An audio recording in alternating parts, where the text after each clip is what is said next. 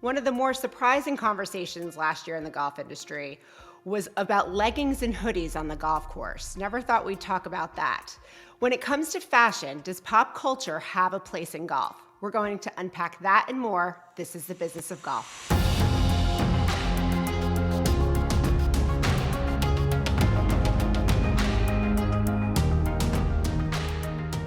Hi, I'm Allison Johnson. Welcome into the Business of Golf. I'm here with Adam Grubb, my co-host. Adam, how you doing? Outstanding. How are you? I am well. So I got to tell you, I'm going on a golf trip next week. And full disclosure, I started packing a week ago. Okay. Yeah, I know, it's insane. But first of all, I have kids, so it takes me that long to get anything done. But clothes for me are really important for two reasons when it comes to my game. One is feeling confident walking onto whatever course that I'm going to. But the other is it bothers me and it impacts my game negatively if I'm not totally comfortable, whether it's because I hate being cold or my shoes or whatever it may be. So I'm super high maintenance when it comes to apparel, I will admit that. What about you? Are you a grab a shirt and go kind of guy? Or do you have a favorite brand? What's your deal? What's my deal? That's a loaded question. What's your deal? What is my deal? I'm zippies. I'm quarter zips. I'm as about a Midwestern fashion as you can possibly get. My go-to is shorts, and I like Under Armour shorts, and then zippy over a polo. Zippy. Yeah, right. That's what I call it. Okay. You can roll your eyes. Anybody can. Well, you can judge me in a second with our guest. Okay, Allison, is that fair? I'll tell you, the guest we have is so honest. He will let you know exactly what he thinks about your zippy. I want to welcome in Marty Hackel, who is just one of my very favorite people in the industry, known as Mr. Style because he is the acclaimed stylist for pretty much anybody you're watching on the tour. But he's also responsible for helping brands, the top tier clubs in the nation. He's working with merchandise tents. He is a gem. Marty Hackel, thank you so much for joining us. Great to be here. We're excited. We're going to get into the nitty-gritty today. So first off the bat, I just want to know, what is your take on pop culture and golf, and does it fit, and how does that work with the tradition side? Yeah, there's too much conversation as far as I'm concerned about hoodies and leggings. I mean, come on, let's get real. I mean, that's how people live. So why should we have to put on some costume that's acceptable to someone, that perhaps someone who lived 25 years ago, that isn't relevant today? I love hoodies. I wear leggings in the gym maybe, but I think those things are perfectly acceptable. And it frustrates me that people, on the one hand, want to make golf more inclusive, and then on the other hand, create all of these rules. I would like all of the people that object to wearing a hoodie or leggings to take a self-photograph and send it to me. And that would be very scary. Can we do that on the Stick and Hack website? Because I think that could be very interesting. Let's do that. Come on, people. I agree, It'll be Marty. like Max Homa's swing critique. We've got Marty Hackel, Mr. Style. I think it's fascinating that you say there's too much conversation about the topic that you have had a storied career in, that you think people talking about fashion, I would assume that you mean in the way that they are, which is this good for the game? Is this not good for the game? And at the end of the day, there is no uniform for golf. There is in some cases required clothing, but there's no uniform. You could and should wear what you want, to Allison's point earlier, what you're comfortable in playing golf. But I think the bigger question is what is new, what is happening and trending that people are upset about that you love, that you think is cool on the course? Well, there's this whole controversy about, does it have a collar? And if it doesn't have a collar, it's not acceptable. So Nike and Cutter and Buck 25 years ago create something that's called a mock neck. Well, I went to the dictionary and I looked up mock. So I'm having a very, very hard time with a design that I think should be very acceptable that is a mock, that's a pretend collar. And I think people should be allowed to wear collarless shirts when they play golf. Now, I'm not saying they should be wearing heavily logoed, heavily printed cotton t-shirts. That maybe is going way too far, but I think a plain white shirt is perfectly acceptable. It was perfectly acceptable for Byron Nelson when he won 11 tournaments in a row. And he was a pretty elegant and sophisticated guy. And I asked him once if anyone ever objected to his wearing a t-shirt. And he looked at me like I had three heads. And he said, no one ever said a word about it. He said, no, I'm Byron Nelson. Nobody said anything. By the way, Byron Nelson's the man that invented the golf umbrella. I did not know that. That's a little inside baseball. Yes, he went to a company in Ohio, actually, and asked for an umbrella that had a handle that was straight, if you will, so he could put it into his golf bag and it wouldn't catch on anything else. And he wanted it slightly oversized, and they did that, and hence the golf umbrella. Breaking news here, decades later. I love it. So I want to stay on fashion for 1 minute, because as you were speaking, one of the things that keeps women from getting in the game is they feel uncomfortable going to the course. They don't know what to wear, what to do. And right now, if you look on Instagram, it's like women in tank tops and super short skirts. And I don't think the average woman knows if she goes to a golf club like that, they're not letting her in. So what do you recommend for guys and girls getting into the game? What are the basics that they should have? I think good taste is probably the best sort of guidepost here. And I think when in doubt, you make a telephone call, or you look up and you find out, what the ground rules are. Because with a little bit of research, you can save yourself a lot of heartache. So I believe that people should be comfortable. I think you should be allowed to play golf in reasonable clothes. Now, yeah, I mean, sometimes these shorts on the LPGA Tour in particular get a little bit short. But to me, wearing a shirt that's got 8 logos on it with some of these LPGA players is way more unacceptable, because they look like a billboard. They look like a NASCAR, race car. And, they're terrific golfers. Just be a golfer. Keep it simple.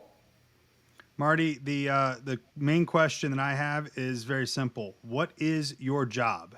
So Allison said that you are responsible for the fashion on the PGA and the LPGA Tour, and that you've been working with golfers for years. What does that mean? Do they call you and say, what should I wear tomorrow? It means that my role in life is to help other people look as good as they can look, to be as confident as they can possibly be. And when they look good, they feel good, they play good. I love it. You make it sound so simple. I was going to say, that's a pretty simple explanation. 2 weeks packing, I should play pretty yeah, damn well next week. I have a bunch of ground rules. And for example, one of my key ground rules is if you have to stand in front of the mirror for longer than 10 seconds, just go change.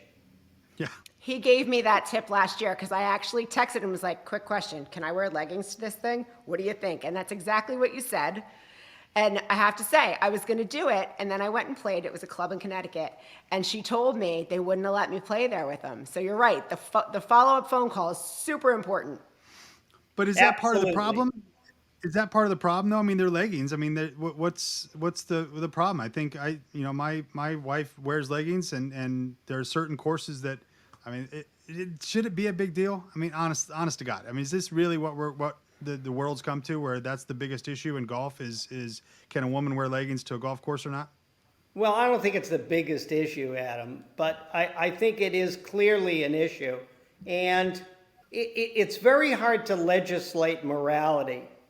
As we say in New York, one person's ceiling is another man's floor. So there's a real fine line here. And, I don't know that you can legislate this. I don't know that you can write a series of rules that make this inclusive enough. Good point. So I want to switch topics for a minute, because one of the things that I think is really interesting for people that we sometimes take for granted is the behind the scenes stuff. So let's talk about, someone's on site at the PGA Championship and they walk into that merch tent and there are so many options. How do those brands get selected to be a part of that merchandise tent, whether it's US Open for the USGA or PGA Tour with their tournaments or the PGA of America? What's the kind of general scoop on that? Well, all of those venues are run, if you will, like a retail store where there is a merchandising team and there are people that are selecting the products that are going to be placed in that store. Now, in most cases, vis-a-vis the major tournaments, the governing bodies for each of those tournaments invite people to make a proposal, to present their merchandise. It costs them something to sign up and to fixture the area, and then they have the responsibility of staffing it and helping sell the merchandise. So there's a little bit of a, if you will, there's a process, and that's someone making judgments on what will be appropriate, what will fit a proper void. I'm not always certain that that's selected with style in mind or with price point in mind. It's usually selected by those that want to pay the most, have the best chance of getting in. Interesting. Yeah, that is. You would think there'd be maybe not. Maybe that is the pay to play model seems to be anywhere that we look anymore. So that does make sense. Are you seeing the fashion trends of the professional stages finding their ways into the local clubs? And do you think that that it's being pulled off appropriately and properly? Well, two-part answer here. Number one, win on Sunday, sell it on Monday. This used to be the old mantra in the golf industry, and I cite as an example of that Tiger Woods' red shirt. Tiger Woods has always worn a red shirt on Sunday. If you call Nike up this afternoon and ask them the best-selling color and the best-selling style of golf shirts that they have, they will tell you immediately it's those red shirts that Tiger Woods is wearing. And I am always positive if I wear a Nike Tiger Woods red shirt on Sunday, I'm going to play just a little bit better. I love it. I'll ask one more question, Marty. The latest on golf fashion is that there are no rules, except that the only rule is that there's a lot of rules, right? That there seems to be so many different fashion rules specifically that you have to know and learn. One of those is your belt. One of those is the cut and the style. But there's a lot of athletic brands that are coming into the space, in the merchandise space, that are bringing their athletic apparel into the golf world as well. And you're seeing a lot of cross brands now that have not been in the golf space forever, all of a sudden in the golf space. Is that exciting to you to see new up and coming brands hit the market? Absolutely, it's terrific. And you perhaps, Adam, are referring to brands like Under Armour or Lululemon.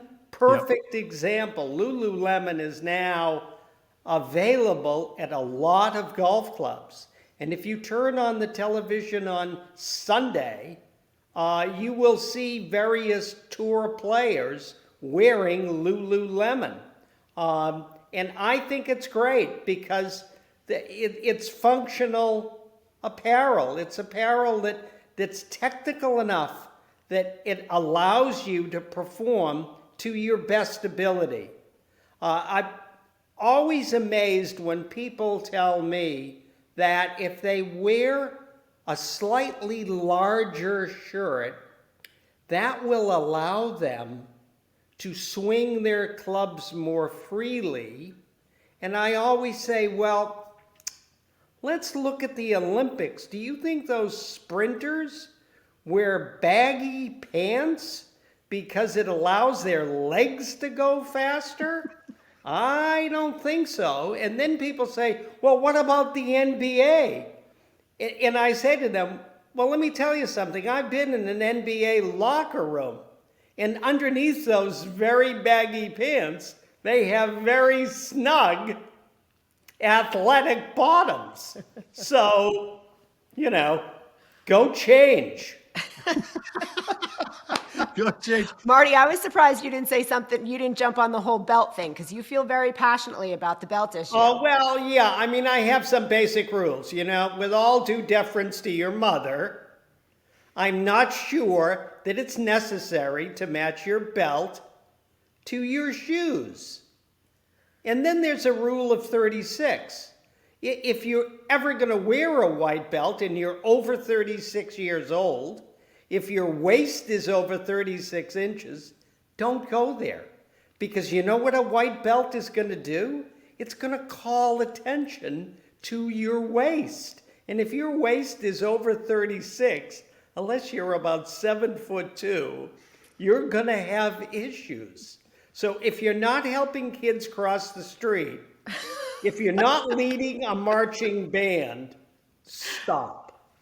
There are so many things to take away from that last answer. I can't even count them. Now, as we close here, Allison, I gotta ask you. You snickered and laughed, and behind the scenes, I saw Marty roll his eyes when I called my quarter zip a zippy.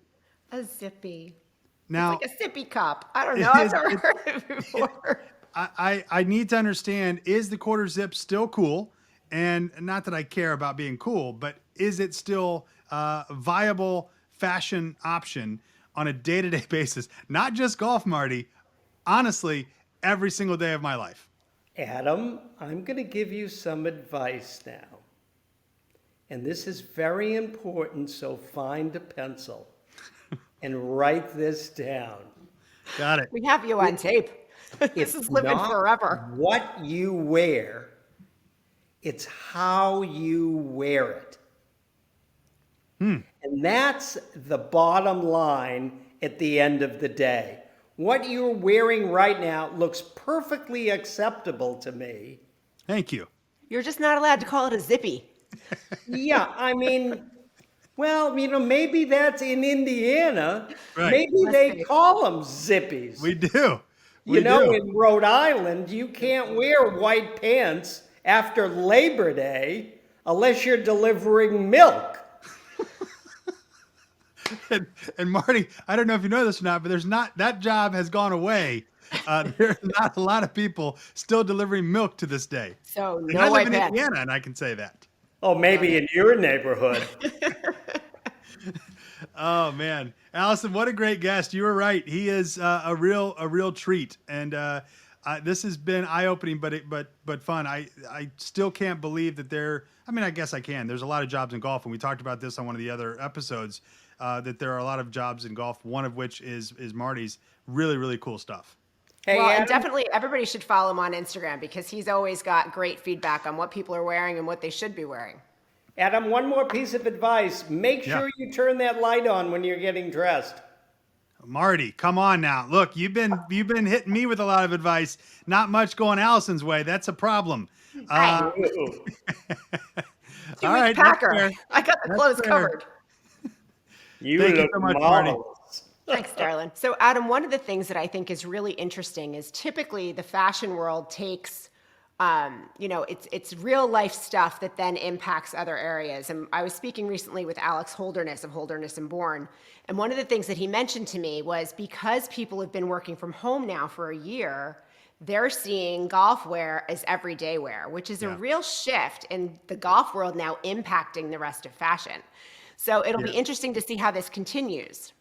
Yeah, and I like that because it's a leisure, it's a casual, it's comfortable, but and there's a lot of brands that have come out that are specifically drawing attention to, hey, you can go to a meeting, but then go to golf and then go to your kid's sporting event, and you never have to change. You can look like you belong at all three of those at the same time, and I think that's exciting for most people that are, if you're into fashion or not, if you're specifically those that aren't into fashion, because it's easy and you know that you look good and you can go to all three of those and be just fine. So it's a fascinating topic and something that I'm sure we will revisit down the road in Business of Golf and on Stick and Hack, because there's enough there. There's enough excitement around golf fashion in general. It's a really interesting topic. So thanks for bringing Marty on. I'm thrilled to. And for people like me, now I'm packing one suitcase instead of two.